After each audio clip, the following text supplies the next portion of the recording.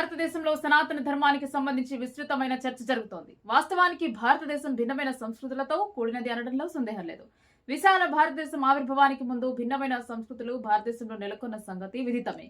కాలక్రమంలో మార్పులకు సంకేత సూచకంగా ఆధునిక విప్లవానికి బీజం పడింది. ఇప్పటికీ భారతదేశానికి 2 సార్లు ప్రధానమంత్రిగా పదవి కాలాన్ని పూర్తి చేసుకున్న నరేంద్ర మోడీ గత సాధారణ ఎన్నికల్లో కూడా విజయ దుదుంబి మోగించి ముచ్చటగా 3సారి ప్రధానమంత్రిగా ఎన్నికయ్యారు. ఇది కూడా ఒక రికార్డు అనడంలో సందేహం లేదు. కుటుంబానికి దూరంగా సంస్కృతి సంప్రదాయాలకు అత్యంత సామీప్యంగా ఆయన జీవన విధానం కొనసాగుతోంది. దీనిపై కోట్లాది మంది ప్రజలు ఇప్పటికే ప్రశంసలను కురిపించారు. ప్రత్యేకించి ఆధునిక జీవన విధానం మరియు రాజకీయ మరియు సాంప్రదాయబద్ధమైన విలువలకు ఆయన పెద్దపీట వేస్తూ కోట్లాది మందికి మార్గదర్శకంగా నిలుస్తున్నారు. భారతదేశాన్ని ప్రపంచ చిత్రపటంలో అగ్రగామిగా నిలబడుతున్నారు.